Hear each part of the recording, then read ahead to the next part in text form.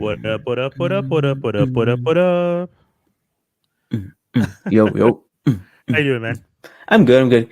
Getting my Conan O'Brien on. Only I may dance Oh behind the yeah. desk. Well, it's funny you bring that up. For those of you who don't know, the writer's strike is done. I feel like I mentioned it last week, right? Yeah, we did. Yeah. But this was the first week that the late night hosts were back as well. Mm. So What was sadly, it? Conan not a late night host anymore, but Yeah. all the other Dumbos were back. No, well, I know John Oliver's back, and he's mad as hell.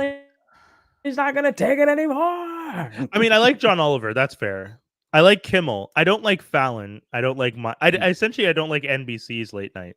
The reason I like Fallon because the roots are there. Yeah, see, okay, That's that's the the thing. Yeah, I really love the Roots. So, like, the Roots, I'm like, yeah, I'm down. I support the Roots. Let's do this. But man, when it comes to like him, and then I don't know if you saw recently, there was an article about how he's like a horrible jerk on set. Oh yeah. Yeah. I remember seeing a video and they were talking about it, and there was a part where I think Tina Fey, she's giving a speech to, I think it was something for Lauren Michaels, and she said something basically like, "You've unleashed monsters onto the world, Jimmy Fallon, somebody else," and then she also Oh. mentioned there was a duo, there was a man and girl duo that were Oh, the two showrunners for another writers. show. And Yeah, they're the causing two. a bunch of, so they also came from SNL too. And it seems like the Yes. only person that like left SNL and wasn't a jerk was Conan. And everyone always says really positive things. Oh, it's super nice. He remembers your name. He comes and talks to you.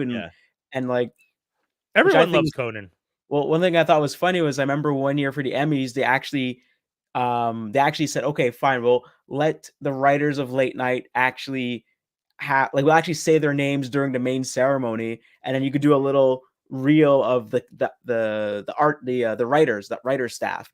So I remember, each show did their own thing, and then Conan's one is that all the writers are lined up along the wall, and he's just yelling at them. So we say, and so and so, and then because they're like, and it just, but you don't hear him yelling. It's just they'll say their name, and he's yelling at that person whose name he's saying, and he'll just go, and it's just a long line of writers he's just yelling at and berating because it was just funny. Like his comedy is always self-deprecating or just like really mean to himself or just being absurd and stuff like that. So I thought that was pretty funny on his part, and it really stuck to my brain because I'm like, oh, they don't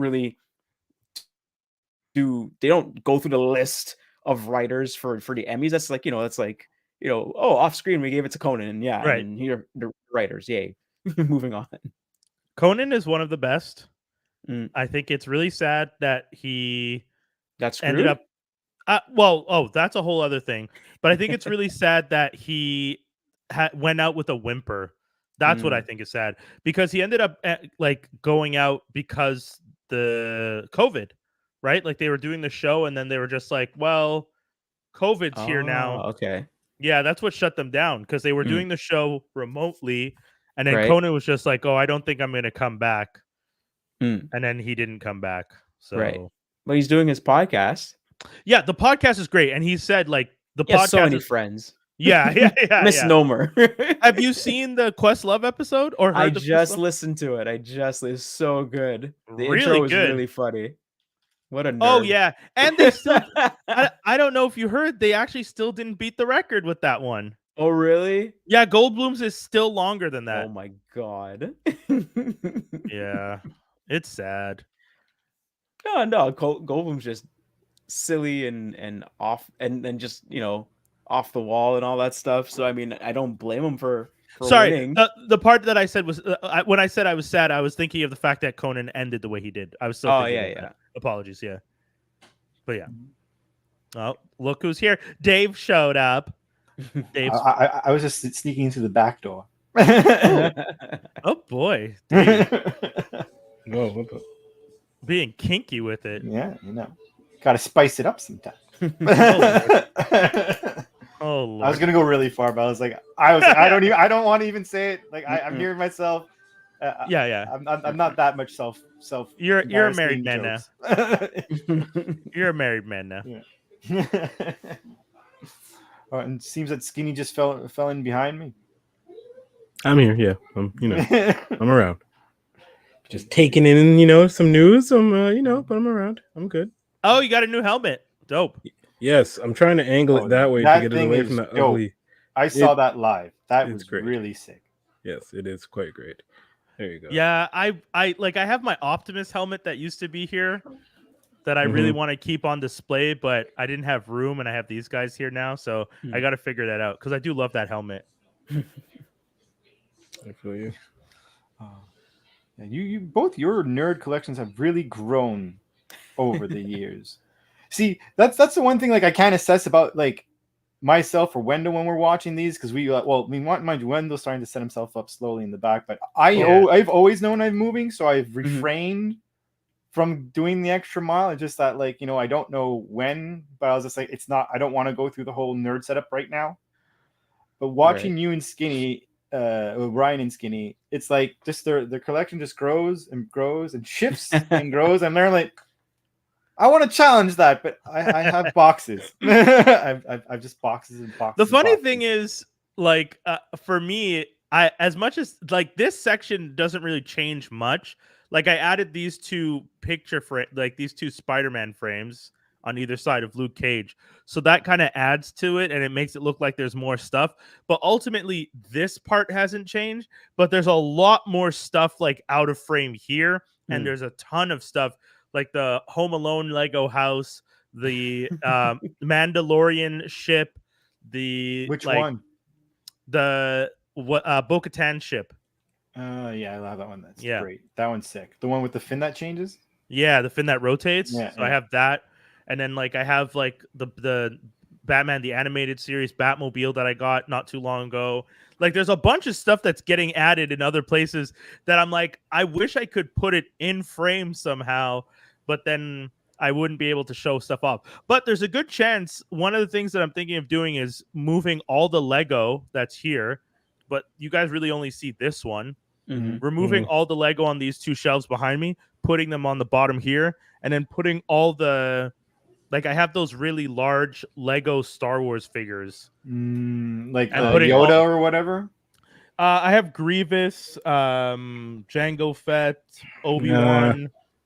I have all Finn, all those ones. I have those are cute, but I like your display now. Yeah, that's the thing. I like the Lego and I like the statues. And those Lego statues, they look kind of awkward. Yeah, they do, because they look like weird hollow bodies. Yeah, it's there's just empty spaces. It's amazing Yamaguchi before they kind of got their whole Revoltech kind of technology good. That's basically what it looks like, Dave. It's very ball jointed and big. Right. Yeah. Well, that's it. And I don't know if you guys remember a couple years before they did it with Star Wars, they did it with DC. So there's a Batman, the Green Lantern, and they did it with Marvel, because I have the Iron Man, I have the Captain America. Actually, you can maybe see them right here. Yep, I see a shield. Yeah. You're referencing these guys? Yeah. No. I so for those of you listening, Dave is holding up the armor type that you could put a minifig in. Yeah. That series is really good. I have the Wolverine, I have the Black Panther. Those are both up here. But for this series that I'm talking about, I'll try and get one a little bit closer afterwards. But it's they released the Wolverine one recently. Yes. Right, yeah, I know exactly. And they did a Batman one, or they're redoing a Batman one that came out. The hardest ones to get were the Green Lantern and the Joker, from what I remember, because I think at the time they didn't think those would be popular. But that series did relatively well, from what I understand. But yeah, I actually want to get the Ant-Man from that series. Oh yes, I have seen the Ant-Man. Yes, I want to get the Ant-Man, because I want to put the Ant-Man with that series. With the minifig, with compared, and they have their big bots, and it doesn't matter because he could be Ant-Man. Because I have his minifig somewhere, so it's this just makes too much sense. Yeah. No, I get it. That's cool. I think Lee J's asking. But those, sorry, I was gonna say I think Lee J's asking about what's going on in my situation all the way over here. There's a big mishmash of a bunch of stuff, but it's mostly Transformers. Some other Archlord stuff, which is this guy down over. Come on, there we go. That guy there transforms into a big truck. And yeah, just a mishmash of Transformers and some other random things here and there. No cohesion yet. I still got to get more shelving to kind of display everything. That's always the trick when you're setting up. Is like you have to like really bring in all your stuff, put up a little bit, and then be like, all right, how am I going to set this up? Because like once you set up, I find once you set up a nerd room, you want to set it up at least the functionality of what you want out of your room is always going to be there regardless of what is there. Like, you know what I mean? Like in my current office, one thing I would have invested, and I framed my office with what is up around it. Yes, those are exactly what I'm talking about. Those exactly. I'm showing the figure, the Captain America figure, while Dave was explaining. For those of you listening. Yeah, but oh shit, I went on a tangent. What was talking about? What are you doing with your office? Oh, so what you're doing with your office? So like I set up all my stuff around it so I could put shelves at the top. That's so dope. I'm sorry, Brian is distracting me with his fancy Legos. Well, I'm showing it because I was talking about it. I figured you would just keep talking. No, that was a really cool one. I didn't think you were going to throw Obi-Wan up there. See, it's distracting me again. So about the setup, it's like I haven't bought any shelves because I got to the point where I'm like, oh, I have everything set up, and then it's like, you know, it's things happen. You're like, okay, well, we might move soon, so like, I'm not doing this. I didn't even know you were thinking of moving because you have a nice setup. We do, but we're thinking future. Yeah. Oh, okay. Type thing. Okay. We're just like, more space. We're like more space. Well, even now we need a little bit more. Like my one thing that is not the greatest about my house, no one listening who might eventually purchase it. That is fantastic. Is like the closet space could be better. Like you have to have like a lot of armoires and stuff to have your stuff, and you can only put so many armoires in one room. So is our armoire room? Straight up, my partner, our guest room is that of there's a bed in there. Everything else is legit her stuff. Right. Like it's like she has like her walk-in closet is that place. Oh yeah. Well, yeah, that's my ex had that. My ex turned the guest room into walk-in, like she had a vanity mirror with lights around it and just took up the closet space. Because the only reason we needed the extra room when we were living together is because her parents come to visit her every year. So she wanted to have a guest room for them. And I was just like, okay, I mean, if you want to get a larger space, that's fine with me. But then I didn't think she was going to turn that room into a walk-in closet, like you're saying. Like she bought this huge armoire that was taller, like it was like 6.5 feet with huge doors that she would hang all her stuff in. There was a bed, there was that, and then there was just this huge table with all her makeup and everything, a big mirror with lights all around it, and like lamps and stuff, and an office chair, and that was it. Just for her to get ready in the morning for work when her parents weren't there. Oh, and just one quick thing, Lee J. Glass shelves, it depends. It depends on what you're going for. Glass shelves or like the what's it called? That thing from Detolf. The Detolf. Yeah. He's just saying glass shelves, yay or nay? Glass shelves, I would be against. Yeah, if you're gonna get Detolfs, it's fine. If you're gonna get glass shelves, no, don't do glass shelves. But the Detolf as a display, if you're moving, you can like the older Detolfs that I have, they were good enough quality that I could take them apart and move them multiple times, and I put them together. They're still good. The newer Detolfs are made really, really cheap and break really easily. Not the glass, but the wood pieces. The wood, funny enough, is the weakest part of it. So when you unscrew the legs from the bottom so that the pieces are all flat for transportation, when you try and put the screws back in, it just doesn't stick. You end up having to screw the pads like an inch over or a couple inches over because you just can't fit it in the same spot as before. So that, or why don't you just keep those on and just store them properly? Because if you're taking everything, because like, when you say you take them apart, I'm assuming I take them apart for moving. Yeah, so like if you just skip that last part, it's doable to skip. I did do that the last time because of the fact that the other time I moved them before, I had trouble getting the pads back in. This is so funny because this is like a future conversation I for sure was going to ask you at one point in time because I know you've moved with them. So now you're just sharing in the world, and I don't mind you sharing with the world, but I get an age-old. You know what? I by all means, I've moved with my collection 4 times. Oh my gosh! Yeah. The first time, and the collection got bigger. Not too big between the first and the second, but the third and the fourth, it did get significantly bigger. Right. And then now that I'm here, the collection is multiple times bigger than what it was at the last place I was living. How were you? Just because we're talking about it, and like I got the detolf question answered. I imagine. Yeah. Sorry, the detolf for the glass. I'm assuming you just bubble wrap the shit out of it.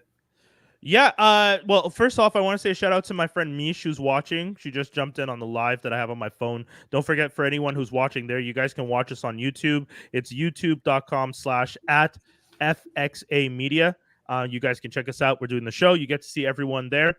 When I was moving the detolfs in the past, you kind of just take them all completely apart, and all the glass pieces you have to just wrap. I didn't use bubble wrap because a lot of times the movers have those like, you know, the things that you can use for like soundproofing, those like really heavy.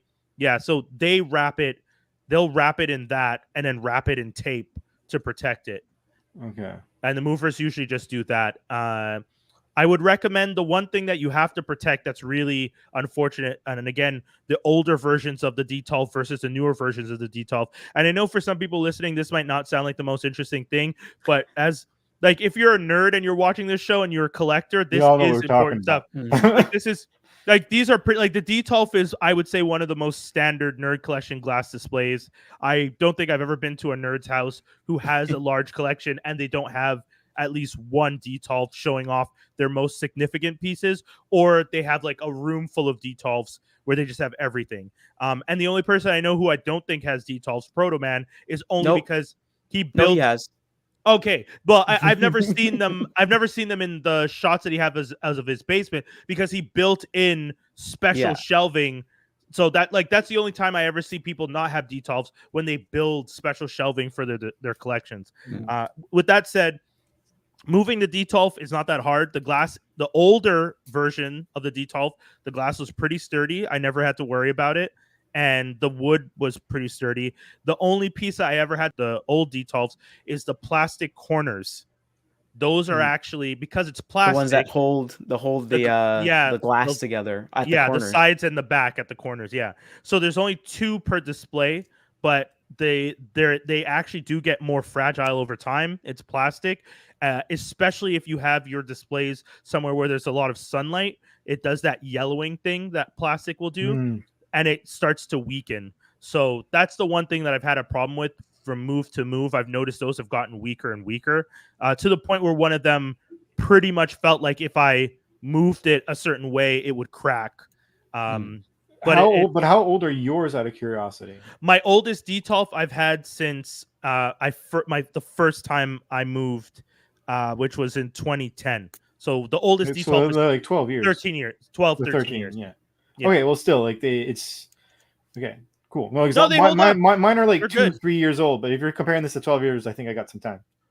Yeah, like if you have the ones that were 3 years ago, you probably got the later ones that I got, where the wood is a little softer, like not as sturdy. Yeah. And the pads underneath are a lighter color, the gray on those ones. Yeah. But those ones are still good. I still have those displays. They're still in good condition. It's just to be mindful and careful of that stuff. The other thing that's really good, if you guys want to get the Billy from IKEA, that's another good bookcase. The Billy with the is that what you have behind you, Josh? No, these aren't Billies. These are the other ones. These are the other ones. But I have Billies that are upstairs. But I want to get more Billies. But I'm just like white wood, black wood, because I want to run LED lights. And then put glass doors on them. Well, that's what I was just gonna say. All that kind of options and stuff. Yeah. But that's like I have to actually do it, get the stuff, do it. So the Billy collection from IKEA, again, this is not an ad for IKEA, but if you're a nerd and you collect and you like to put yourself on display, these are some of the things that are beneficial to you. The Billies have multiple sizes too. They have like the narrow Billy and then they have the standard size, like, you know, they have some with glass and that's the thing. Yeah. The Billy you can get with glass front doors, or you can even get half glass. So what I did, my old Billy that I had half glass at the top for displaying stuff, and the bottom was storage, so I could put stuff away. So you still get to display stuff, and you still get storage. So stuff like that is pretty nice. And then obviously, I mean, this one's a standard. The Kallax, which used to be the Expedite, which is what's right behind me. I have like multiple Kallaxes in this room. I have one here, one behind me, and one in front of me. It's those cubes. These are really popular amongst vinyl collectors because they're the exact size for vinyl. The shelves on the Kallax, which is the newer version of this shelf, is a lot thinner. The Expedite was the bigger one. IKEA decided to go for a little less wood because it was going to save the money, but sell it at the same price point. So be it. But ultimately, the shelves are still pretty like strong. You could still fit a pretty solid collection on them because it's not necessarily for the Kallax about the strength of the shelves, but more about how it's built. Like it crosses it's supported through the shelf all the way with the screws. So each time you connect a piece, you're screwing it through to another piece. So they're pretty sturdy that way. But yeah, if you're a record collector, you can also put like doors on the Kallax. Like there's a lot of stuff you can do with Kallaxes that for display purposes and collections, it's good. But this is all very nerdy for collectors. That was very specific for collectors. But if you guys like that stuff, hopefully that felt like a beneficial little breakdown of how our collections and how our displays are set up. But we got some trailers. We got some trailers to talk about. So we talked about this character a couple weeks ago, right? We had a whole discussion about the timeline, about when the movies came out and stuff. If we actually did. Yeah, we did. Yeah.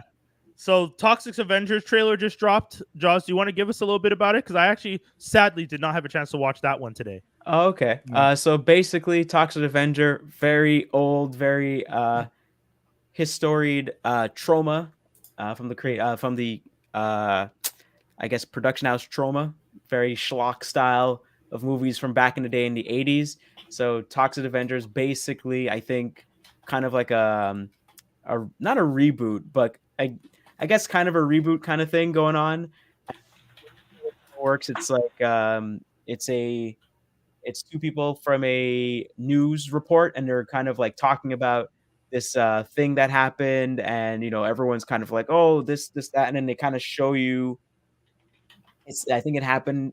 Like an incident that happens at a fast food restaurant, and somebody's going around like just really killing the robbers and stuff like that. But I don't think it's robbers. They're what are they again? They're like not protesters, but they're crap. They're Antifa? Huh? Antifa? Not. I mean, I guess like kind of liberal terrorists, I guess is the way to put it. Like anarchist? Yeah, kind of like that. They're just angry people. So basically, so they take over. Because of the toxic waste? Yeah. So right. I think so, something like that. Right. But they ended up getting wrecked, and like you kind of see some of the carnage that's done. Oh, they're called Nasty Lads. That's it. That's the name of the. So they get wrecked, and everyone's like, "Oh, this guy came by and he had a mop, and it was really weird." And so I think the original series is basically, very schlocky, very gory, and it was around that time of you would go through your video store and you'd be like, "Yo, what the heck is this crazy thing?" And you're like, "Yeah, sure," and you watch, and you're like, "Oh man, that was nuts." And so there was quite a few of them. I think they kept going. This series started in the 80s, and I think it kept going into the 2000s or something, like a very long while. And apparently, in this movie, Peter Dinklage and Elijah Wood are in it, but you don't see them in the trailer. It's just mentioned in the tagline, basically. Okay, I'm just showing a little bit of the image from it for those of you who are listening. This one looked like, honestly, this one just looked like the gory part was there, which is like it looks like a good ode to it, but at the same time I'm like, do I want a new Toxic Avenger movie? Am I really gonna go see this? Well, this is a complete reboot of the franchise. I guess so. Like you don't really get a lot from this trailer because it's a teaser trailer basically. Right. So they're not really telling you everything that's going on. So it's Peter Dinklage, Jacob Tremblay, Taylor Page, Julia Davis, Johnny Covine, Elijah Wood, and Kevin Bacon's in it. Kevin Bacon? Yeah, he's like Kevin the last Bacon's name. In everything now. How on earth did they get? I mean, I know that there's a game called 6 Degrees of Kevin Bacon because you can connect to him through everything, but I did not expect to hear him linked to Toxic Avenger. Well, he's still working, so in more degrees. Dude, honestly, I feel like if anything, they should change it to like you have 6 degrees of Kevin Bacon, but you at this point you got to do 2 degrees of Nicolas Cage. Like that has to be because that like him and Sam Jackson have been in literally almost every movie that's come out in the last 20 years. Yeah. So I'm just going to read the little section down here. Toxic Avenger follows the struggling everyman janitor, Winston Goose, who has transformed by a horrible toxic accident into a new evolution of hero, the Toxic Avenger. Now it's superhuman strength and wielding a glowing mop for his unconventional weapon. He must race against time to save his son and stop the ruthless and power-hungry corporate tyrant bent on harnessing toxic superpowers to strengthen his polluted empire. Oh my God. So I remember back in the day, they did make a cartoon of this because you would always make a cartoon of anything the cartoon was better than the movies. And then the cartoon was fun. And then also back in the day, you would have toys of aliens, Terminators, Robocop, Predator. This. Good God. So many things that kids themselves shouldn't watch, but they made action figures for the kids to play with. Well, the thing I'm always surprised at, you go to any Comic-Con, any convention, there is always going to be a young child dressed up as the Predator. Yeah, always. Yes. I remember seeing online. I remember just seeing online there was a kid that had a crocheted Predator outfit. Crocheted. That's for sure. His dad is a fan, and like when his son was a fan, he's like, "I'm gonna give you everything I never had." And what's cool is that those kids get into it. They actually like walk around. They hunch over. They're like they got their skull like, trophy. I'm always wondering like how much did the parents show the kid? Obviously not murder scenes, but they must have watched videos of the mannerisms and the movements, which already I'm like, good for you, kid, if you were comfortable watching, because they're not like Predator is not a nice looking character. It really does look like so cool. It does, but it's an intimidating. I would imagine it's an intimidating looking character for a kid. Yeah. So it depends. Some of them are more adventurous than others. I remember I was watching things like that when I was like more 8, 10. Well, we already have a discussion about how you were way too young when you watched some of your stuff. A lot of stuff. Yeah, there was way too young, and I saw what was it called again? Silence of the Lambs. Way too damn young for that. Oh, I never watched that one. Oh. Yeah, y'all were crazy. Like those are some wild ass stories. It was more like my parents. I think it's more like my parents were like, "Oh, he's gonna for sure like get scared and go away," and then all of a sudden like it's the end of the movie, and they're like, "Fuck, he's still here." Yeah. They're just. I like the idea that the parents are just like, I don't have to warn the kid. The fear will make them leave the room, and 2 hours later. They're just like, should we be worried that our child did not fear that movie at all? Just absorbed all of it and is perfectly happy with their life. The kid's like sitting there like, more blood. Oh, God. Yeah. Funny enough, I think I remember as a kid, I got a little spoofed from Army of Darkness because what's funny is when I was a kid, I always remember like a little scene. I'm like, I feel like that scene that scared me when I was younger was like, not as bad as I thought. And I remember when I watched Army of Darkness again for the first time, like, when you're older and you're actually watching movies and shit. I watched Army of Darkness. I'm like, wait a minute. And I rewind. I'm like, holy shit. This is the scene where I kind of like had a little moment because I was like not cool with the skeletons. I was like, that's hilarious. Mike K is telling us he watched Robocop, Nightmare on Elm Street, and Poltergeist when he was way too young. Yeah, Robocop was kid. Robocop, I feel like every kid out watched the intro of Robocop as a kid. Yeah, I don't remember him getting his hand shot off as a kid. No, I know we didn't see the crazy, uncut, bloody part. Right. No, not bloody part. There's a cut version. The original version was X, rated X. Like a director, cut. Yeah, the original version was rated X because you got to see people's like blood and guts and everything getting blown out. But when they actually went to theater, like they kind of either cut or they just removed all the blood, just viscera coming out of people. Jesus Christ. I feel like that's a movie I have to rewatch. I haven't seen that movie in a RoboCop long time. The OG RoboCop. There's a documentary that I keep seeing advertised to me, RoboDoc, and I don't know what I don't know what streaming network it's on, but I just keep seeing RoboDoc, and I'm like, oh, maybe I should actually watch this and watch RoboCop again. And then I have moments of like, I remember watching RoboCop as a kid and feeling uncomfortable with the violence. So uncomfortable. I never got through that first part where he just got shot up and his arm blown off and stuff. I don't remember it being so bad, actually. And fucking, it's go back Red and watch Foreman it. Who's the bad guy? Yes, it's Red Foreman. Yeah. It's hard to take movies serious. Like, there's movies I've seen with him afterwards. I'm like, how can you take this man serious now? Like, it doesn't work. Yeah. No, don't mess with him.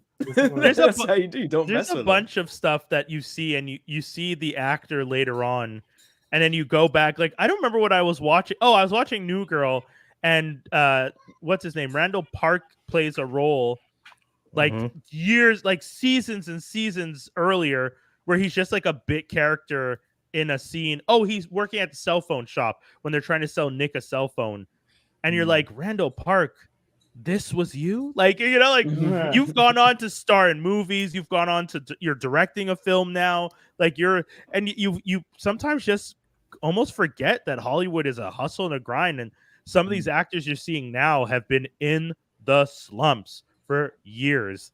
It's like John Lithgow. He went from like serious role to comedic for a long time, and then went back to Third Rock. With I remember him as Third Rock. When I saw what was the first movie Dexter? I saw? Dexter was Cliffhanger. Dexter's that's it. Cliffhanger. It was Cliffhanger. You don't remember from Harry and the Hendersons? But that's the thing. I did, but when you see him in a movie like Cliffhanger, you're like, holy shit. Yeah. Like and I even saw him in another movie once where I just saw part of a movie that he was in. I'm like, this is dark as fuck. And he had like full set of hair, like thick hair. I'm like, you're freaking young in this movie. I was trying to find the name. I couldn't. To try and actually watch the whole thing. And then he goes to Dexter after like being funny. You're like, oh, I guess some things don't grow old. Should we be concerned? Well, I mean, if anything, that's a commentary on how good of an actor he is. And I think the best actors are people who can do both drama and comedy and like thrillers and stuff like that. Because some people like bless Cena. I love the dude. But Cena can't do serious. Like when you look back at the movies that the WWE was trying to do with him a couple of years ago before he got into the comedy stuff. And, like all those like very serious kind of like military thing. And now he has a movie, I don't remember what it's called, but I saw a trailer for something that he's in that's coming out soon where they're almost marrying the comedy with the serious, where Alison Brie is in it and they're saving a dictator. Yeah. I think we did the trailer for that a few weeks ago. Yeah, like it has comedy beats. It's basically kind of like White House. I want to say White House Down.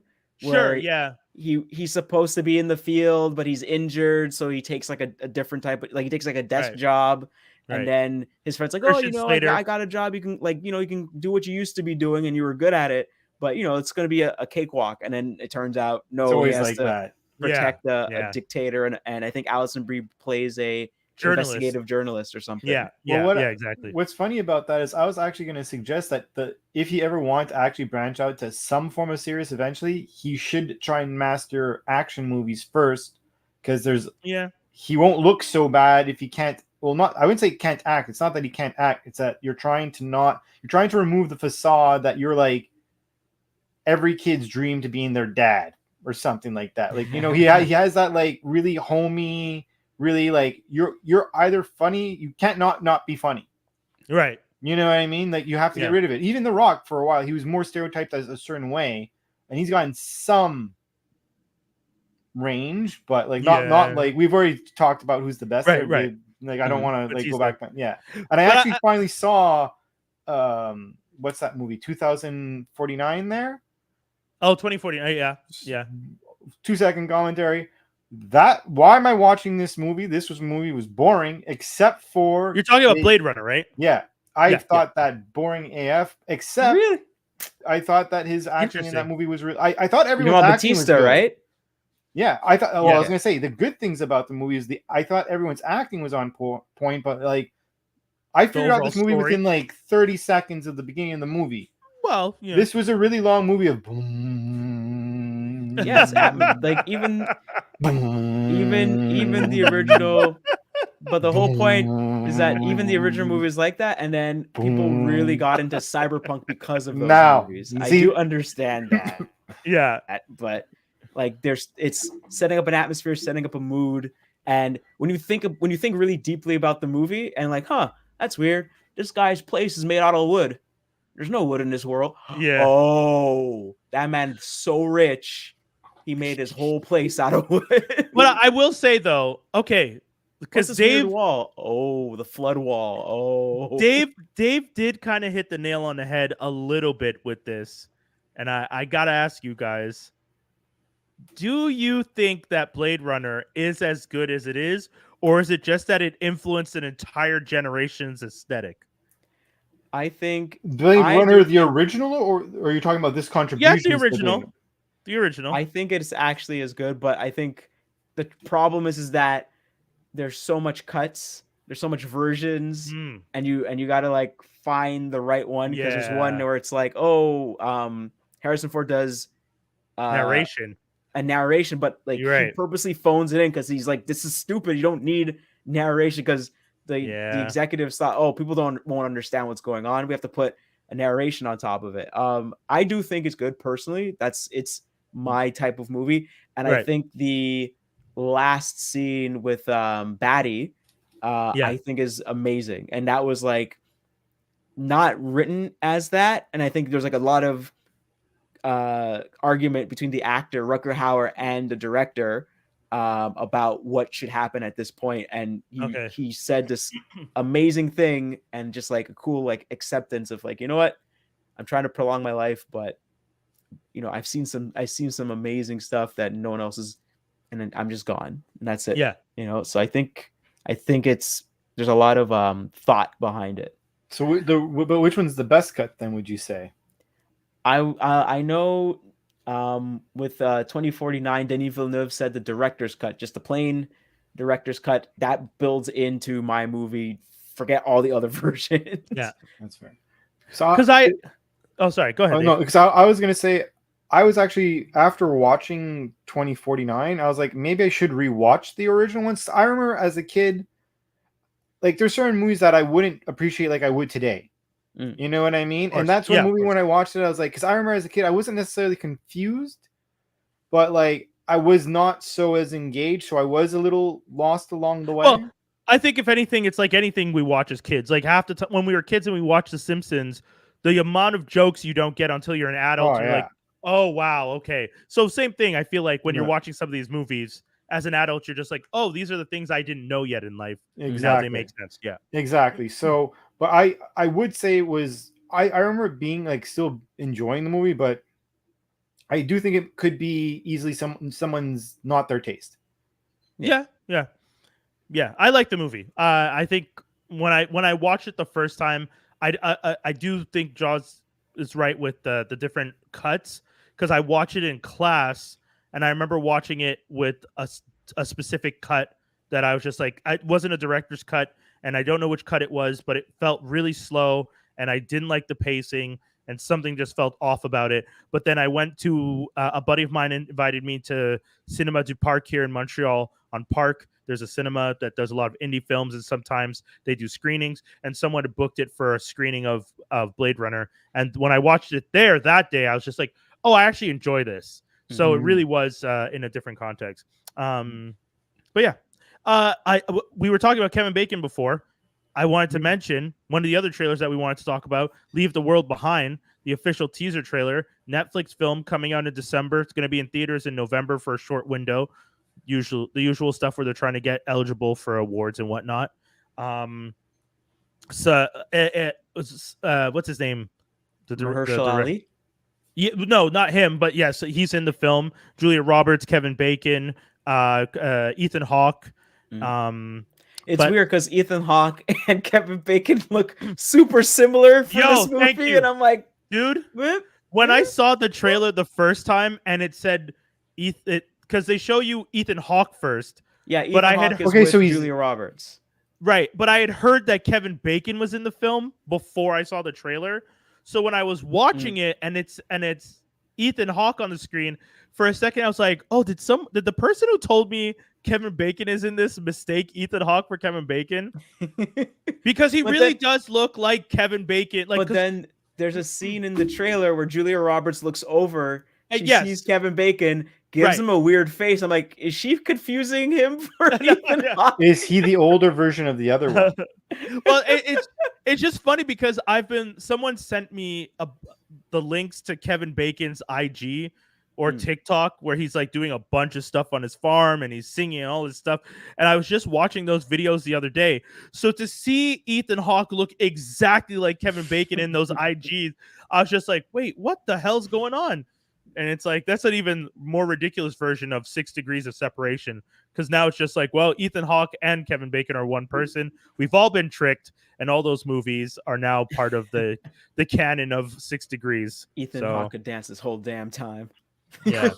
But yeah, if you guys want to check it, it's not a post-apocalyptic story, but I feel like it's the stuff that leads up to a post-apocalyptic story. It's like, you know, the idea is that Mahershala Ali, and is that his daughter or his wife? I don't know. I think wife. I want to say his daughter, maybe. She looks very young. I can't. Because it looks like his daughter, but the synopsis I read of the book said that it's his wife in the book. So I don't know.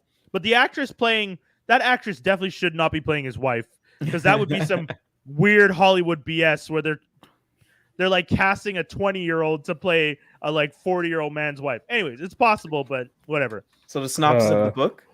Yeah, the synopsis of the book is kind of a essential just breakdown. They own this house that they rented out. It's an Airbnb.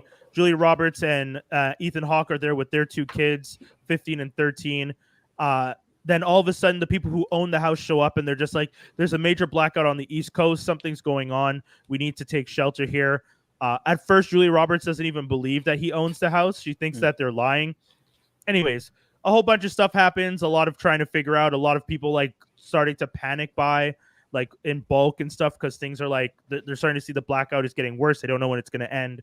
And ultimately, the story is just people dealing with something that's about to happen. Now, the trailer looks like they're taking a little bit of a different angle, because for the synopsis of the book, it doesn't seem like why do I always say his name weird? Mahershala Ali's character in the book, it doesn't seem like he knows something's about to happen. It just sounds like he shows up because something happens. But in the trailer, they make it seem like he watches patterns and was able to tell something was coming, and that's why he's at the house. Mm-hmm. I don't know if that's just a weird cut of the trailer. I don't know if they're trying to misdirect us. Who knows? But so if people want to check that out, that looks cool. I thought it looked a little mid. I mean, that's fair. Who taught you mid? Out here using. I mean, isn't it short for mediocre? At least that's what I think. I thought that was just a weed reference gotten global. That's what I thought. It could have been too. Possibly, been, people just stole it and just went. Yeah, dab. Yeah, true. Wow, hilarious. Speaking of misdirects, Argylle's another one that I feel that Argylle has to be one of the best misdirects ever, because everything I heard about this, the thumbnail. No, like so when I came across it, I saw the thumbnail. It was just a cat in the bag, and there's an Argylle print on. I was like, I don't need to watch this, and then I actually watched it. Like, wait, what the? Okay, so for you, that was a thumbnail. I had heard my buddy had told me that Henry Cavill is going to have a movie where he's a spy. It's called Argylle. So when the trailer starts with Cavill, a spy. No, third. Yeah, he's been a spy. Man from U.N.C.L.E. Never saw that yet. Mission Impossible. Watch Man from U.N.C.L.E. It's really good, and it's sad that we're not getting more. But yeah, so when I started watching the trailer, Dua Lipa, him cutting a rug, I was just like, okay, this looks like a regular ass thing. All of a sudden, you cut to what's her name? Bryce Howard, Dallas. Bryce Dallas? Bryce Dallas Howard. Yeah. They cut to her writing on a typewriter. She's writing Argylle. He's a character. I'm like, wow, y'all kept that shit under wraps because I did not know that that's the angle you're taking. And I'm kind of down with it. Like, it's kind of an interesting take, especially because the director's the guy who did Kingsman. So, he's done spy stuff, but now to do spy stuff from the angle of, this is a story being written by someone. By the way, I'm going to pepper in some craziness. Rockwell shows up. Sam Jackson shows up. It's a solid looking cast. I think this one looks like it could be a really good movie. So yeah, it's Matthew Vaughn. So X-Men First Class, Layer Cake, Kingsman: The Secret Service. Excuse me. Kick-Ass. I'll never get over it. Oh, Matthew Vaughn's the guy who does shocking scenes that make me not want to watch his movies again. Yes, yes. So like Kingsman, so like there's a scene in this trailer where it's all colorful and stuff, and there's a lot of shooting going on. I'm like, oh, this is Kingsman Secret Service when all the explosions go off and all the people's heads blow up. Oh no, I'm thinking about the church fight. That freaked me out. Couldn't do that. Oh, that was good. If it's freaked you out, he did his job right. The church fight was nuts. In Kick-Ass, it was when wannabe Batman gets his balls lit on fire and he's just there burning in a chair. Scenes I don't want to watch again. I think what's always interesting, I don't know if he does this with the actors or a specific actor or what, but he's always like, okay, Nick Cage, for Kick-Ass, I want you to play this character as Adam West Batman. What do you mean? So when you're Big Daddy, your voice is going to be Adam West Batman because to you that's the most badass person ever. Because that's his age range. His age range is Adam West Batman. And then with Kingsmen, it's like, okay, Samuel Jackson, I want you to be maniacal, but not maniacal. I want you to your accent is going to be Russell Simmons. So do that lisp. That was wild. that one when you're watching it, you're just like, wow, this is kind of telling of who you're trying to be right now, and it's really hilarious. Like anyone who realized what he was doing, you're just like, well, that's just rude. I did not realize. I did not catch that. Yeah. You like broke the glass or whatever it is now. I'm never gonna be able to do that. It's pure Def Jam throwback. Like Russell Simmons. And remember like a little bit of a lisp in there. Like, but it's like the white caps and everything. Like it really was the Fat Farm look. Like it's so funny. That's true. Wow. Mike K just hit us with Cavill for next 007. I don't think so. I don't want 007 to be that bulky. Too clean. Yeah, too bulky. He needs to be Captain Britain first. I would have wanted him to continue playing his character in Man from U.N.C.L.E. Or if they do a live action Archer, I would slot him as Archer. Oh, interesting. I don't think he's a little big for Archer too. I mean, he would have to slim down a bit. Like he can't just be. If they made him Archer, but then still had homie do his voice, that would just be hilarious. Oh, yeah, that would work. That could work. But him as Archer, he would not be able to. I'm not knocking the guy. Watch Man from U.N.C.L.E. Watch Man from U.N.C.L.E. And that's why I felt, I was like, oh man, I think that would work. Okay, Jaws hit us with it though. Who are we putting in Archer live action then? Who are you seeing? You're making it? No, we're playing. I know who I would put, and I'm gonna try and put the same cast. Except the dude. Screw it. Put John H. Benjamin as Archer. Why not? I mean, yeah. I mean, he doesn't look the role. I know that's the whole point. That's what would make it funny. Just like in the first, if you have the DVD or the Blu-ray of Archer season 1, there's a special cut, and they're like, oh, we thought we would go with an older looking actor, but we kind of changed it up, and it just replaced Archer with a raptor. So just raptor. I miss Adult Swim type fucking back then when the world wasn't so broken and we can make fun. That comedy still existed, yeah. What happened? Yeah. Remember Aqua Teen Hunger Force? That shit wouldn't fly now. Sorry, go on. No way. Do you guys know Matt Bomer is? Know the name, but doesn't really. He plays in Doom Patrol as the guy that's all wrapped up like a mummy. Ah, yes. Oh, funny enough, people think him and Henry Cavill look alike. Okay, hold on. I'll try. There you go. Steve Carell for Archer. You're wild. You're wilding, Mike. Chill out. Ironically enough, maybe. Oh my good God, that is weird. I think Matt Bomer could play Archer. Oh yeah, just because of his eyes is all lit up like weird like that. Yeah, he'd have to put on some weight if anything. But you know how people with dark hair just shouldn't have crystal blue eyes? That's what that is. And that's basically Archer. Yeah. That's the thing. He looks like Archer to me. Like when I see Archer, I'm like, oh, Archer looks like Matt Bomer. He looks like a Tommy knocker. First night, the night before, Tommy knockers. That guy knocking at you. Anyways, Remington Steele. Oh my God, that's a throwback. But yeah. Do we have any other trailers we want to go over? We have Argylle, Leave It Behind. Oh, Beekeeper. We got to shout out our man Jason Statham. So I don't understand. So basically, this movie is not him. So basically, he's a beekeeper. He has his bees on this woman's property. Blah blah blah. And then something happens with this woman where her computer gets. She gets those hijacked? Elderly. That she gets scammed. You know those elderly scams where they call them and they're just like, something's wrong with your computer. She gets taken for everything, which is really sad.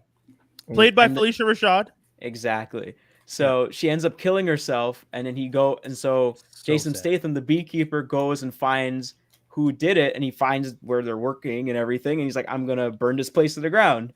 Yeah. And he literally does that. Like, he takes out this gasoline and he wrecks the whole place, and then he pulls on this thread and he starts unraveling this whole conspiracy, this whole thing, and then you find out, oh no, he's not just a beekeeper, he's a part of this group that's outside of the government called the Beekeepers, and they're there to rebalance everything and just run roughshod on everybody if stuff like this happens. It's nuts. So the other thing, anything to do with bees? Does he have anything to do? He has the bee thing. He's a beekeeper. He's actually a beekeeper. Part of the shtick. Oh, yeah. Like if he was a wrestler, he'd be bringing breeze to the.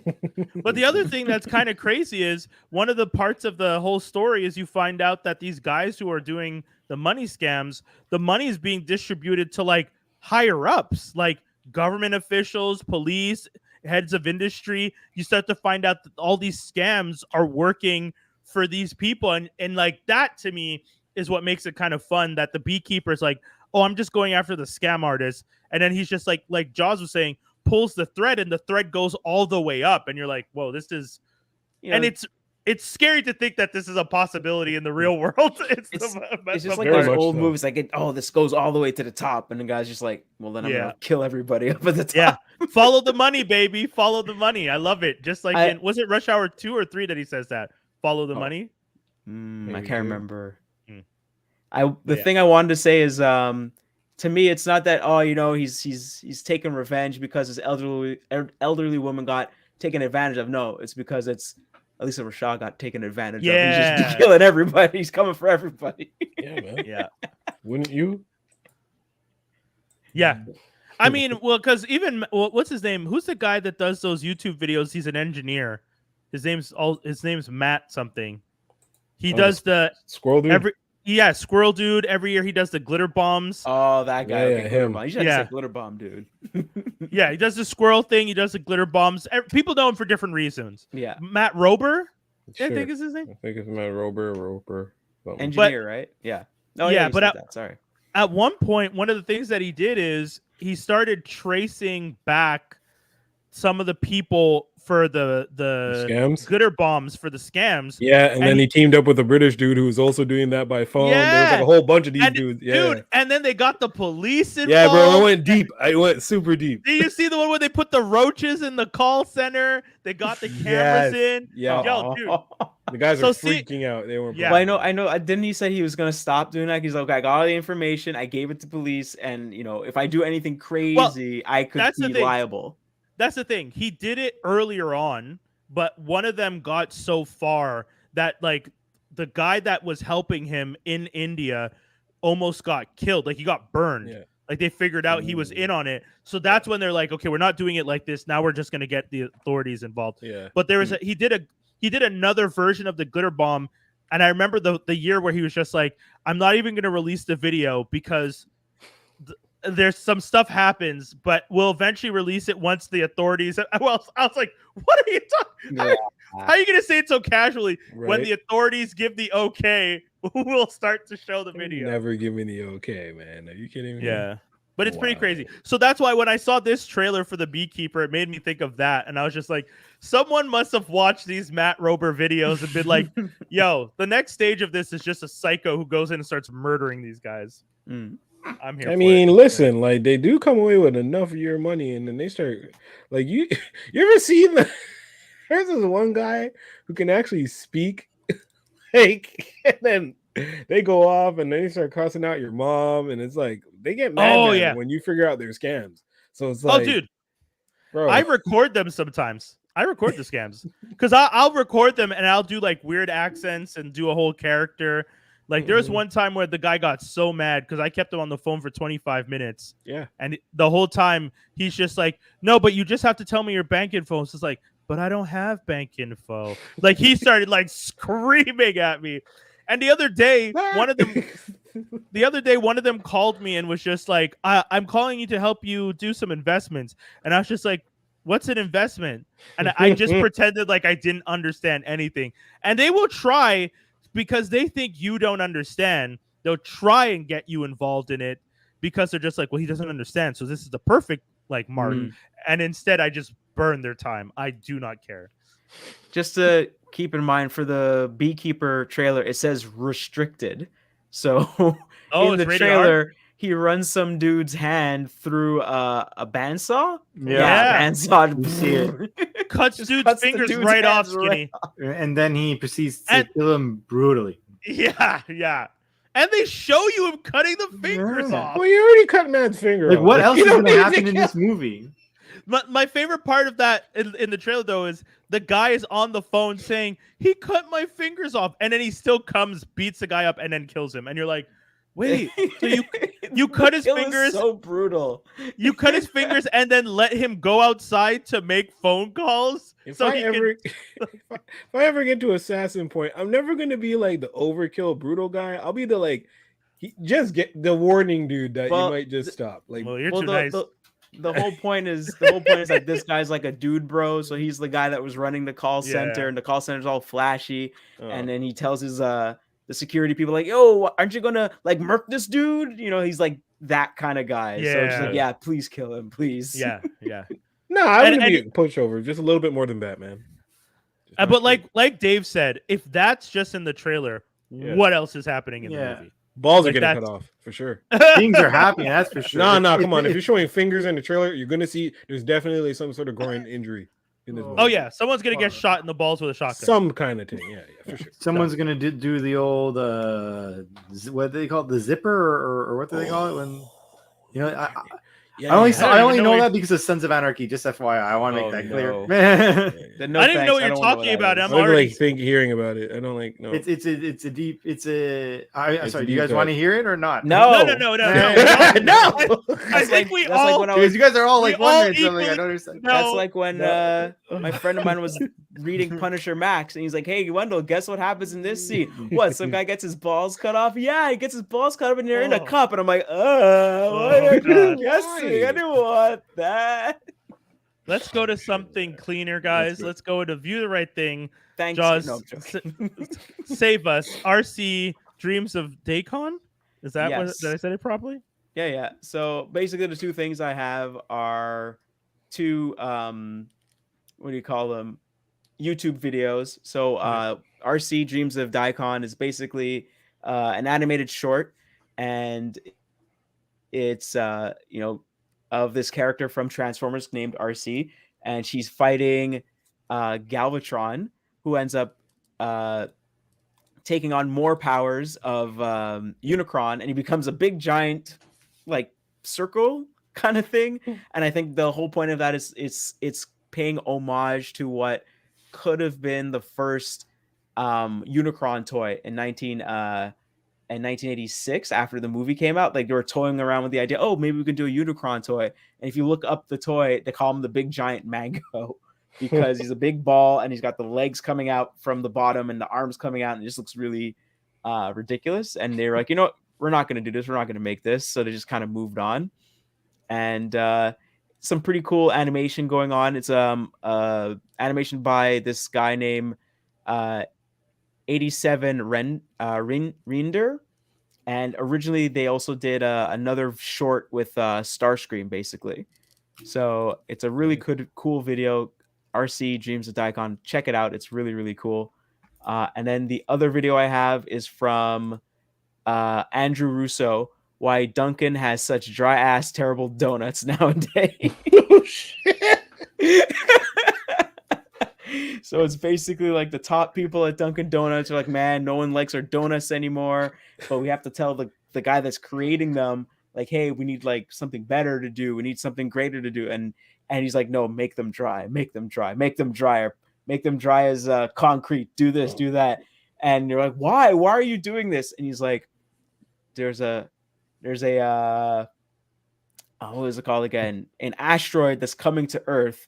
Dunkin' Donuts has partnered with NASA, and the dry ass donuts that we're creating are going to be thrown out, but are going to be collected and used as heat shields for our rocket that's going to be sending people to the asteroid to blow it up from the inside.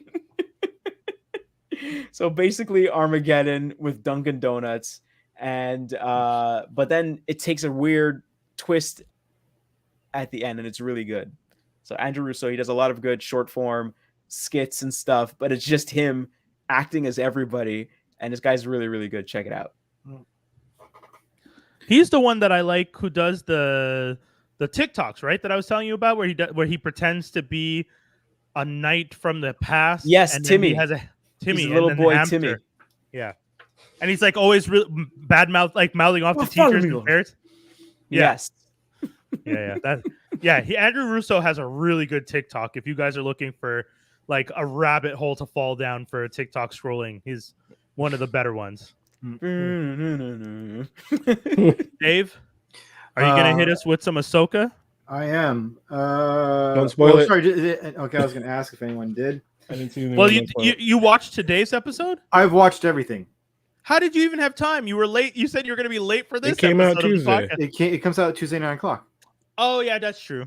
That's true. They're just like Loki is Friday. Friday. Is it Fridays? I thought it was Thursdays. It's just Friday. So I saw it all. Wait, was that the season finale? Yeah. Oh damn! I wish I had watched it then. Yeah. Okay, so you can't do the finale, but do last week's episode. I'll go up until I could give my narration more or less up until last week's episode. I'll give my impressions without. I'll give my impressions without knowing the knowledge of what happens in this episode. Yeah, because we at least finally found Ezra. Yeah, which in that episode, sorry, him not wanting the lightsaber really makes me off. I'm like, what the fuck? And what do you mean? He's super force strong now, dude. It's how he did it. He looked scared of it. He looked like it was like he looked like a little puppy when she tried. I'm like, what are you doing? Like you didn't take a lightsaber, but you took a gun. Like, come on, what are you talking about? And then the force thing, the fact that it was the exact same. Like, is this actor just like really not wanting to apply himself, and you just have to make him go? For those of you listening, Dave is putting his palms up and just looking like a scared child. Yeah, he's just moving his torso. Yeah, not really into it. He has to get into moving his torso with his palms straight up. So, like, instead of Ezra like really like using the force, like pushing. You know how Kylo Ren pick really a guy up and throw him to somebody else. Yeah, Luke did that. 2 seconds, push. I get it. I'm with you. I wasn't impressed with Ezra. I'm happy he was back, but I wasn't impressed. And if he's going to be like a peaceful Jedi, we don't need that. We need badasses. Thank you very much. The peaceful Jedi are all the dead ones in the fucking temple. We don't need those. Those are not the guys who would have survived. Sorry. Like all the badasses died too. Sorry. So and this guy was alone on the planet. You're telling me after all this, he's not like comforted by my lightsaber? The thing that helps me. It's like a tool for everything. Like, also, it's not just killing. Can I understand? So at the end of Rebels, Ezra and Thrawn get drafted through to this other.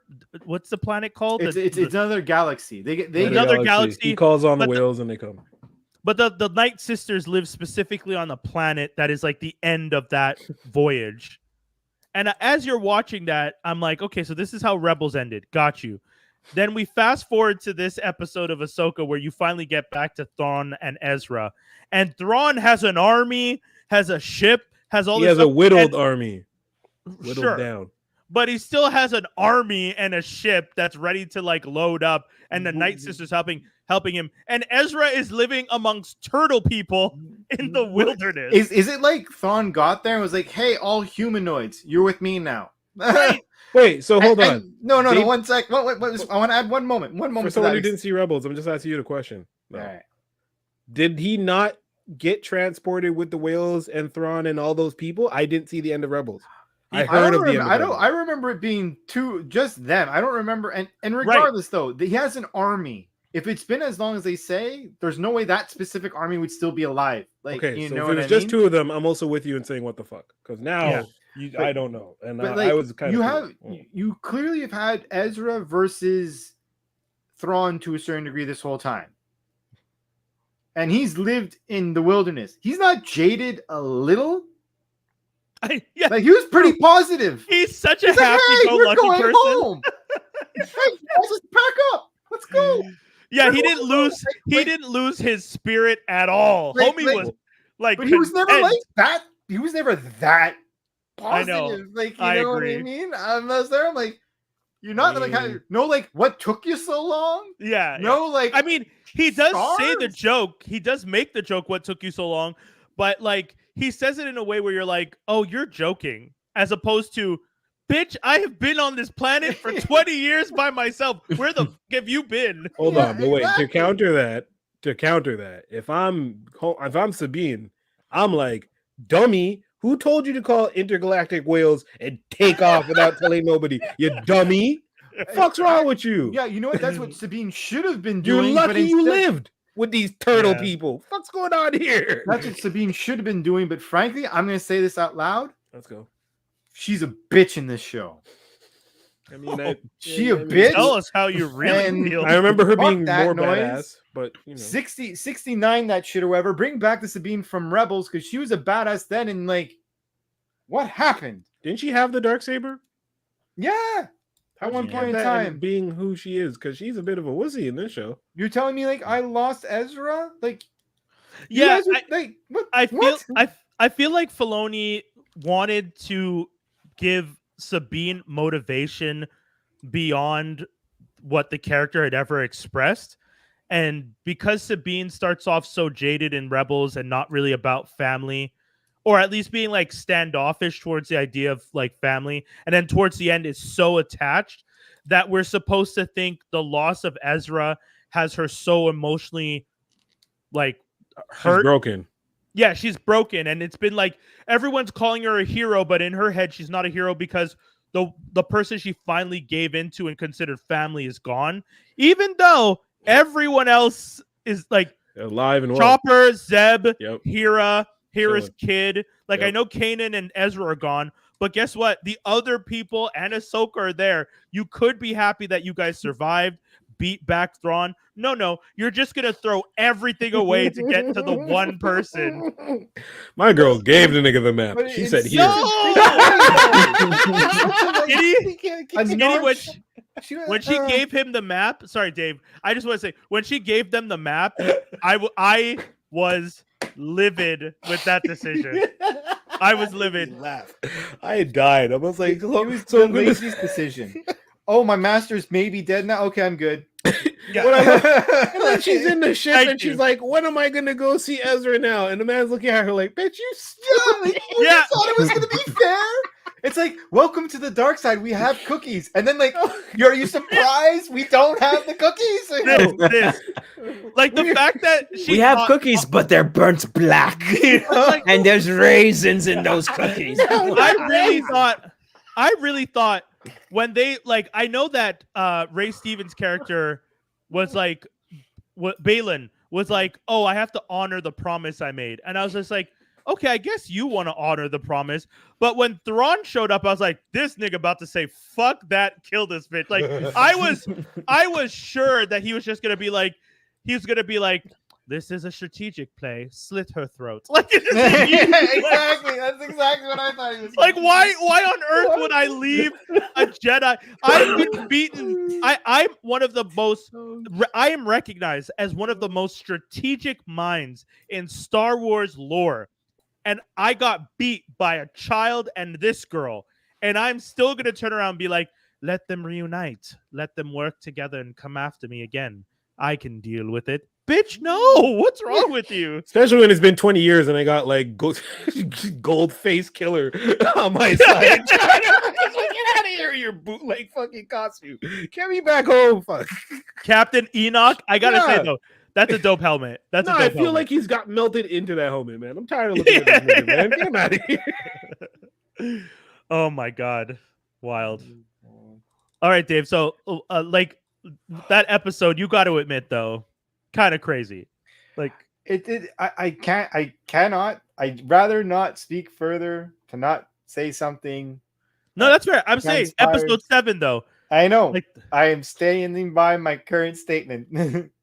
I cannot. I don't want to say anything about that. I rather not. About not the finale, the last episode. You're saying how your opinions about the last episode was really, really dope? No, I'm saying the episode's crazy. Like, oh yeah, Sabine shows up, like Ahsoka shows up. We have a lightsaber fight. Ezra doesn't want to hold a lightsaber. Why did they even let Sabine go after him? Thrawn's being an idiot. Like, there's just so many things that I'm like, this is insane. This is a type of writing where I need to move the plot along, so everything's just gonna happen for a reason. Like, here, these things just happen, as opposed to these characters staying true to themselves and, you know, Sabine being like, oh, the fate of the entire galaxy is at stake. Let me destroy this thing. But instead it's like, no, I gotta beat my boy Ezra. I gotta risk the entire galaxy for Ezra. Sorry, y'all. It is what it is. And like, whoopsie doodle. And for me, it's like at first I was like, is it family? Is it that there's an attraction? I'm like, I don't get I felt like the motivations in itself, like other people said things that they thought was her motivations. She never came clean to say anything. And when they met up, it was like, I thought it was it's like almost like when you used to go on a date and then like you describe the person and then when you meet them they're not what you thought they looked like. Right. It was like so it's an awkward hello. I felt like that's what it was. I was there and I'm like, this is like that's one like again I feel like the Sabine character was messed around with maybe too much. Yeah. And you know what this reminds me of? This is also the Sharon Carter character in Falcon Winter Soldier. Yes. Which now they're going to retcon to be a Skrull. We all know that's probably what's going to happen. Thank gosh. But until that is confirmed, this is just a character doing things to do things, and it doesn't make sense. And it feels lazy that they do that so much these days. Anyways, let's play a game called Who's a Skrull. Oh, Lord. Oh, no. Everybody gets a pick. 2 picks. Everybody. Brian, you go first. 2 picks. Sharon Carter, 100%. Okay. All right. Dave? Oh, yeah. Come back to me for the second one. Dave, who's a Skrull? Come back to me. You can repeat characters, too. I know, but like, I want. Who does Leah Julia Dreyfus play? What's her name? Valentina. Boom. Okay. Ooh, that's a good guess. That's a very good guess. I thought that was the whole point of her. No? Yeah. Yeah. She seems too eager about stuff. I'm gonna say Tony. Ooh, okay. He's dead. My second guess is that it wasn't Tony, but it was Pepper. Okay. I could do Pepper. Right. I'm seconding the Pepper. I want to say Pepper. Tony, because in the comics there was a Skrull that went so far and believed he was a motherfucker, and they were like, "No, you're not him. Stop it." I honestly don't want them to do that because that was like a really good payoff, and the whole point of him dying is if you go back to the first Avengers, Cap says to him, "Are you willing to put your life on the line for anybody here?" And then Tony, yes. In the end, Yes. Yeah. So if you just, oh no, I was a Skrull the whole time. And like, oh, that's all that emotional growing is just in the toilet. All that emotional growing is straight like him being worried about the future, him being worried about Spider-Man, who is the future, him being worried about his kid, who are the future. That's his whole deal. He makes everything better because he wants the future to be better, but it just keeps biting him in the ass. And I agree with you 100%. I will say though, to Skinny's point, if they're borrowing the Hank Pym Skrull storyline, that actually would make sense because in the comic book, the Skrull who becomes Hank Pym doesn't even realize he's a Skrull. He's so in the Hank Pym brain space that when he finds out he's a Skrull, like multiple times he finds out he's a Skrull, it causes him to go crazy. So if you're gonna go that far, he's so deep undercover. You're right. Yeah, he loses himself. But I still agree with you though that it would take away from the character if they did that further. And I don't think they would do that because if what's his name comes back, he's gonna be Robert? if Robert comes back, he's gonna be like, "Fuck you, pay me." He's gonna be on that. Yeah, he's gonna own Marvel. He's gonna come back. No. This is a crazy idea. I don't know if how serious are you about Tony though? I'm not that. I was throwing out names for shock. I really had to I want to get to my second turn to put out my real answer, but what's your real answer? My real answer is I really have no idea, but I want to say Steve. But even that wouldn't make any sense. No, he's retired. Anyone that would be good would kind of destroy the story. So you'd have to do Natasha. Clint. Natasha would be garbage if they did that to her. That'd be especially because they killed her too, right? So. T'Challa, no. Exactly. See, you can't do anybody good. Yeah. Honestly, if they do a Wakandan, I'm gonna be mad. Thor, because no one cares about Thor anymore. They ran through their best came out and was like, "Boo, Thor!" Even the actor that played Thor is like, "Boo, Thor!" Star-Lord. You have a new Star-Lord that comes in, and then while this one's on Earth or whatever, how it ended in the movie. Yo, it's sad that none of the main Avengers want to avenge anymore. Think about it. Captain America, who's the best Cap, doesn't want to do it no more. Tony's done unless you give him big bucks. You're not going to see Homeboy who got into an accident because Homeboy got into an accident. Sorry, Hawkeye. Black Widow's done. Hulk is the only one willing to do anything. And then, Thor always is down. Disney doesn't want to pay any money. Thor as a character could seemingly just be like, "Hail thunder!"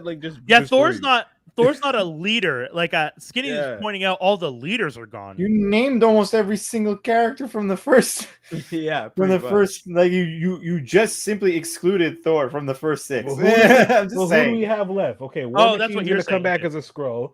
We don't have Cersei, Black Knight. Stop it! Come on. Quasar hasn't been introduced. Captain Marvel, the world hates. Moondragon isn't a thing. Star Fox isn't a thing.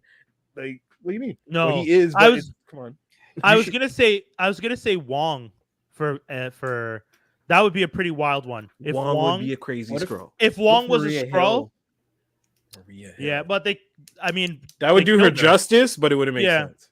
Yeah, you have a Skrull that's pretending to be one of the Moon Knight alter egos, interacting with Moon Knight to control him. However, Wendell, Dave, that'd be nice. Dave.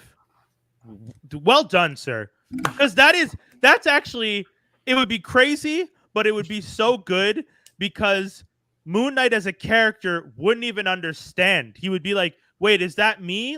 Because he's mentally unstable, mentally ill and unstable. Seeing himself talking to himself, he wouldn't even process that this is possibly a Skrull pretending to be him. That's very good. That's a very interesting twist. Sorry, you were gonna say Skinny. I'm with Wendell, but Maria Hill would be nice. However, it'd be also nice if that was an LMD and she's actually running shit proper. Yo, dude, she needs justice. I want LMDs so bad. So do I. They did it on Agents of S.H.I.E.L.D. The only good thing they did on TV. Yeah. And the Darkhold and Ghost Rider. And I'm down for. I want to see who the Skrulls are. Are you okay? What do you guys think the Marvels is going to be okay? Because a lot of people I'm talking to are like, "This is going to suck," and I'm like, "No, guys, it might be good. Fingers crossed." I feel like it's care. because of all the fails, they're gonna have an unexpected win. Is it still because phase? It was at the end of Endgame. That was phase 3, 4. So, we're in phase 5. We're in phase 5. Yeah, so Endgame was phase 4. Yeah. Endgame everything after so everything after Endgame is all in the same phase, which is phase 5. Wait, isn't the third Spider-Man movie technically also the end of the one? Oh yeah. Okay, so from that Spider-Man, fine, sure. Everything phase 5 has been mid or lower for the most part of it, with the exception of Guardians of the Galaxy 3, I would say. I'm good. I'm personally happy. I liked what was the rings there? Shang-Chi. I liked Shang-Chi, but it wasn't. It was a typical model. I found all the other ones to be mid, so I think this is going to be equally mid. Unless is this the last one before the next phase? Because they need to boost before the next phase. Dude, in phase 5, we are only 2 projects in. Ant-Man and the Wasp: Quantumania and Guardians of the Galaxy Volume 3. Yeah, because they don't count TV. Oh, because the Marvels, Deadpool 3, Captain America: Brave New World, Thunderbolts, and Blade are all the films in phase 5. And we've only gone through 2. And you're right, it's because of the TV stuff that it's like, we don't count TV. Yeah. I'm telling you, man, we need them to suck, and I'm happy for this because they suck, and then they're like, wow, we actually need to like put in effort, and then trust me, watch, they're not gonna fuck up X-Men this way. They better not. They can't because they know that they can't. They got nothing left, and everyone's here for it. I don't know if you guys saw this. They're sourcing writers. Yep. Yeah, but they're only doing that for X-Men now. I thought they already had people in. That's to get people excited. It's to get people excited. You know they've been had their story. They better, because I'm not okay with the idea that these guys are just starting this stuff now. Do we remember our pitch collectively as a show? Because we can pitch that. We should.